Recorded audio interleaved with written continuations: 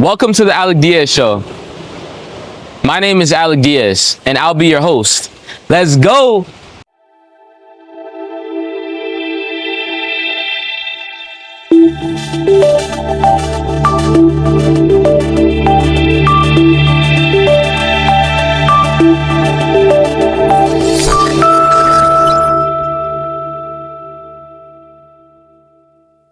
Someone on your team just dropped the ball. Not a small thing, something that really matters. Something that's now sitting on your desk as a problem. And other people saw it happen. So you have every right to call them out. You have the power to embarrass them, to put it all on them, to make sure everyone in the room knows whose fault it was. What you do in the next 60 seconds is your real leadership. Not your title, not your strategy, not your framework. What you choose to do with the power to crush somebody, that's the whole thing. Welcome back to the Alec Diaz Show. Today I want to talk to you about the trait that is most missing from leadership conversations. And it is a word most people misunderstand completely. That word is charity. When most people hear charity, they think money, donations, helping the poor, nonprofit work. And sure, it can mean those things as well. But the older, deeper meaning, the biblical one, is bigger than anything you could write a check for. Charity is love in action. And love, the real kind, it's not soft, it's not weakness. It's the power to correct someone and choosing not to crush them. It's having the authority to expose someone and choosing to restore them instead. It's the right to pass judgment on a situation and choosing to lead with truth and grace anyway. And I'd go further.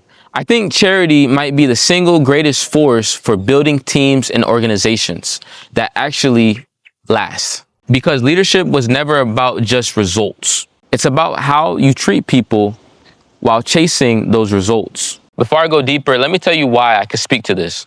Because I'm not just holding theory. I've spent over 10,000 hours of leading, project management, execution, and building and running teams. I've shipped hundreds of projects across small businesses and large enterprise organizations, including critical regulatory work, the kind where missed deadlines isn't an inconvenience. It's a federal audit finding. These days, I'm building two things: autonomous AI and AI-powered operating system for solopreneurs and service business owners, and X Convergence, where I help organizations design, deploy enterprise AI. And I also just released my first book, The Intergenerational Strategist. But everything I'm about to share with you, I didn't learn from a book. I learned it in the room, leading the people through real pressure and getting plenty of it wrong before I got it right. There's a passage in 1 Corinthians 13 that people read at weddings. And most of us have heard it so many times it's gone soft on us. But read it as a leadership manual and it will cut. It opens, "Charity suffereth long and is kind. Love is patient and stays kind even when it has every reason not to be." Here's why that's hard. As a leader, people may fail you. They'll miss the deadlines, misread instructions, drop the ball, frustrate you. And in that moment, you have a fork in the road. You can use your authority to embarrass them or build them, to expose them or even develop them. The passage isn't asking whether you're right. You're probably right. It's asking whether you're handling it the right way. As a leader, you have the power to yell at an engineer in a meeting in front of everyone and feel justified doing it. Charity isn't having that power. It's choosing mercy and compassion instead. Then it says, "Envieth not, vaunteth not itself, is not puffed up." No ego. And this is where a lot of leaders quietly fail. They say they want to build leaders, but they get threatened the moment someone under them starts to shine. Real leadership has no ego. A servant leader doesn't use people to build the vision. They use the vision to build people. Ego is also what makes a team stop telling you the truth. And the day your people stop telling you the truth, your leadership is already in trouble. You just don't know it yet. It says love is not easily provoked and thinketh no evil, steady like a rock. And it doesn't jump to the worst story about people. Somebody missed a deadline and we decided they're lazy. Somebody's quiet in a meeting and we decided that they don't care. Charity slows down and asks what actually is going on before it judges. That's not lowering the standard. It's refusing to be ruled by your own assumptions. And it ends strong. Love beareth all things, endureth all things. In my notes, I wrote it as bear, to carry. That's extreme ownership. A weak leader asks, who can I blame? A strong leader asks, what can I own? Where did I fail to communicate, to train, to set the expectation, and to follow up? And when love endures, it doesn't quit on people the second that it gets hard. Mercy is the heart of all of this. But I don't want you to start with a definition. I want to start with the first time I felt it. Back when I was a kid and didn't have a word for what it was, my brother stole some money. He told me a friend had given it to him and we used it to buy stuff. And I had no idea it was stolen.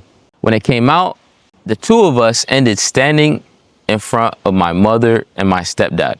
And somebody was gonna get in trouble. So I took the blame. I told them it was me. Not because I did it. I didn't even know where the money came from, but because I had compassion for him. And I couldn't stand the thought of watching him take the fall for it. I had the truth in my hands. I could have used it. I chose to carry the weight instead. I didn't have the language for that then. I do now. Mercy is having the power to pass judgment on someone for what they did wrong and choosing not to. It's holding the truth that could sink a person and laying it down. Taking the weight that was theirs to carry and carrying it yourself. Now sit with that pattern for a second, because it's bigger than a kid covering for his brother. Someone with every right to condemn and every fact on their side. Every reason to make the guilty party pay. Looks at the one who doesn't deserve it and absorbs the cost themselves. If that pattern sounds familiar, it should. It's the oldest story there. A man on a cross taking the weight that was never his. And for people who hadn't earned a thing. That's what Jesus did. And it's the model that I lead by. Whether I say his name in the meeting or not, the power to condemn laid down on purpose. You don't have to share my faith to feel the pull of it. Because the day a leader takes the hit that should have been yours, you'd follow that person anywhere. That's compassion, a love for others, empathy, a longing to see them do better. And the instinct that made a kid take a hit for his brother turns out to be the exact same instinct that makes someone a leader people will run through the walls for.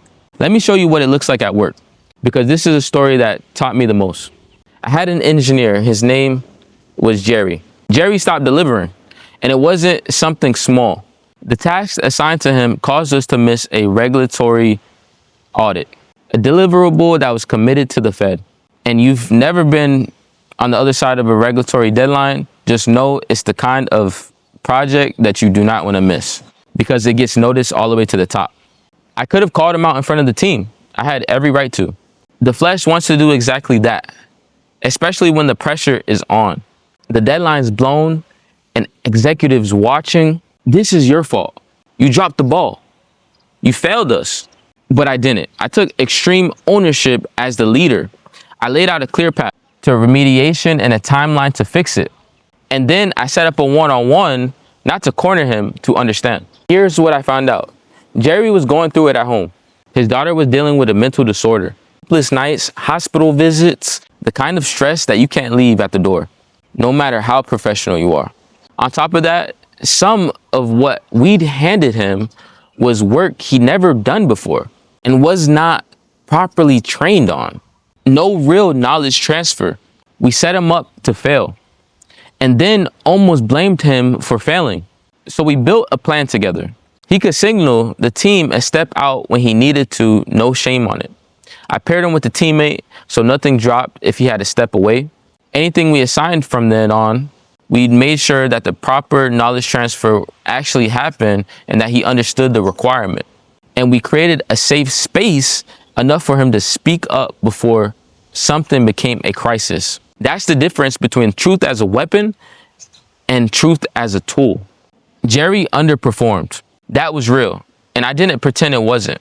But charity changes what you do with the truth. It uses it to restore the person instead of destroy them. The thing nobody warns you about early, when I first started leadership, I asked a question in a meeting and the room would go silent. Nobody wanted to be first. And I used to think maybe they just didn't have ideas. They had ideas. What they didn't have was trust. Silence in the room usually isn't a shortage of thoughts. It's a shortage of safety. And that's on the leader, not the team. I hadn't connected with these people as people yet. So why would they hand me their real thinking? So I changed how I started. Before I led anyone publicly, I sat with them privately. I asked about their life, their hobbies, their goals, what they wanted to learn, what frustrated them, what they actually wanted to contribute. Then in our team sessions, I build working agreements on Miro and ask open-ended questions. What do you believe makes a high-performing team? What do we need from each other when things get hard? What would make a safe place to share an idea? Then I listen, summarize the answers back to them so that they knew they were heard, and let them own the pieces that they cared about. And I used to always ask for feedback. And when someone would give me feedback, I treated it like gold, because it was. I would say, that's a great point. Let's put it in agreement. And the room changed. People opened up. They started catching problems early instead of hiding them. Performance went up because people don't do their best work in fear. They do it in safety. Now hear me clearly, because this is where people get it twisted. Psychological safety is not low standards. It's not everyone doing what they want to do. It means people could tell the truth without being humiliated. Ask a question without feeling dumb. And admit a mistake early enough for the team to actually fix it. That team became resilient, creative, honest, and genuinely high performing. And that's how we ship critical, highly regulated work on time and on budget. Not because of a framework, because of the culture underneath it. So let me tie it all together for you. Charity doesn't remove correction. It changes how correction lands. Charity doesn't remove accountability. Accountability builds performance, and performance builds impact. That's not soft leadership. That's the strongest kind there is. So here's my question for you, and I actually want you to sit with it. How do the people around you experience your leadership? Do they feel heard? Do they feel safe when you correct them? Do they walk away built up or turned down? But if you lead with charity, with love and action, people grow. They tell you the truth. They own their mistakes, and together you build something that outlasts you. And that's the message today. Charity isn't only something you give. It's something you live. Patience, kindness, mercy, compassion, truth, endurance, love, and action. And in leadership, it might be the most powerful force that you have. And thank you for joining me on the Alec Diaz Show. And if this one helped you, share it with someone. If they're leading a team, building a business, or learning how to be a better leader. And I'll see you in the next episode.